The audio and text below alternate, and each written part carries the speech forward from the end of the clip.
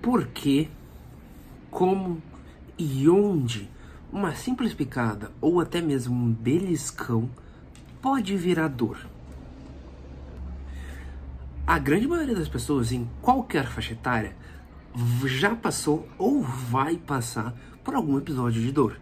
Dor no punho, dor na orelha, dor no pescoço, dor na língua, dor lombar, dor no joelho, dor no quadril, dor no pé, enfim, inúmeras possibilidades de dor. O corpo tem muitas articulações e isso é proporcional ao número de quantidade de possibilidades de lugares para a gente sentir dor. Quando a gente sente aquele incômodo, a gente sente aquela dúvida, aquela angústia de por que tem que acontecer assim? Por que tinha que acontecer aqui? O que será que eu fiz de errado? Será que eu preciso ver um médico? A dor ela tem essa possibilidade de causar uma incapacidade tão grande que nos faz questionar se tem alguma coisa errada estruturalmente com a gente. Mas como é que isso acontece? Como é que o nosso corpo, mais especificamente o nosso cérebro, chega a sentir e entender dor? Eu sou o Bruno Miranda, eu sou fisioterapeuta e fascinado por neurociência.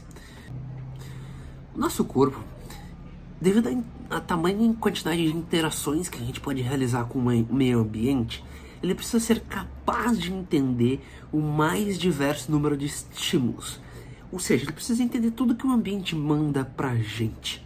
Seja em som, seja em cheiro, seja em textura ou até mesmo em gosto. E essa capacidade que o nosso cérebro, o nosso sistema nervoso tem de entender esse tipo de estímulo, a gente damos o nome de sistema sensorial. Esse é o sistema dentro das divisões do nosso cérebro que é responsável por entender, processar, significar, ou seja, botar um peso, querer dizer, não, isso é por causa disso, e responder a esses estímulos. Quem faz tudo isso, quem sente o gosto, quem escuta o som, quem vê o objeto, ou quem sente o cheiro, é o nosso sistema sensorial. E ele só é capaz de fazer isso porque na periferia, nas maiores extremidades dos nossos órgãos receptores, isso inclui pele, boca, nariz, olho, ouvidos e mão, na periferia desses órgãos receptores, existem pequenas células chamadas de receptores sensoriais. Isso é nada mais, nada menos do que neurônios especializados a receber o tipo de estímulo e conduzir a intensidade e tipo de estímulo que aquele órgão recebe. Tá, Bruno, mas como assim? Tá, eu explico. Na mão, nosso órgão receptor é especializado e preparado para entender texturas, tamanho e tentar desenhar um objeto através do tato.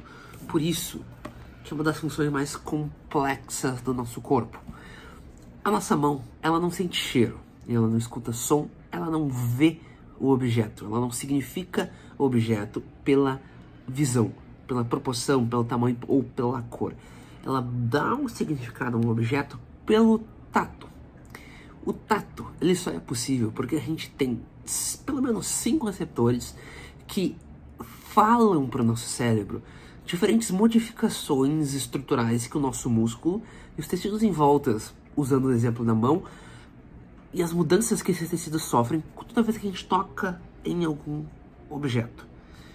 Esse é o sistema do tato. Essa é a sensação de tato. Aquela comida, aquele cheiro bom da comida de vó, da comida de mãe, da comida da esposa, da comida do marido. Quem é responsável por entender tudo isso é o nosso nariz, que por acaso eu tô com o nariz entupido. Ou, em outras palavras, o sentido do olfato. O nosso nariz, ele não enxerga objetos, ele não sente objetos e não sente gosto, até certa parte. Ele é responsável apenas pelo cheiro, por perceber as moléculas daquele objeto, daquela partícula, que dão o aroma daquilo. Cada órgão receptor tem uma função específica. E para essa função específica, existem neurônios especializados nesse tipo de função. No nariz, existem neurônios especializados em receber moléculas olfativas, em receber moléculas de odores. Na nossa boca, existem neurônios especializados em receber moléculas de gosto. No nosso olho, existem neurônios especializados em receber moléculas de luz, de fótons. Cada neurônio é especializado por uma função.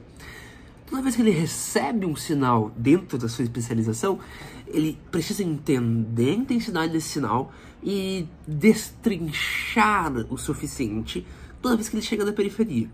Depois que ele é destrinchado, ele é enviado através de outras subunidades de neurônios, que não vem ao caso agora, através de vias específicas, vias sensoriais específicas, como a via do olfato, via da visão ou via do gosto, até o nosso cérebro, para que aí a gente consiga entender o que está acontecendo, entender para que está acontecendo, entender o que devemos fazer, ok? Isso é um funcionamento normal. Cada neurônio especializado tem uma capacidade, tem um limite, teto, por assim dizer, para ele conseguir entender aquele estímulo e interpretar aquele estímulo. Por que existe um limite, teto? Porque o nosso corpo ele é tão preparado para a interação com o ambiente que ele também é preparado para entender todo o aumento de intensidade de estímulo como algo possivelmente lesivo. E é aí que entra o começo de tudo da experiência de dor. Toda vez que qualquer tipo de estímulo, no tato, no olfato, no gosto, na visão, de alguma forma, esse estímulo que chega da periferia, ele ultrapassa o limite que o nosso corpo está acostumado a receber para essa especialidade, o cérebro tem a possibilidade de entender aquilo como algo nocivo.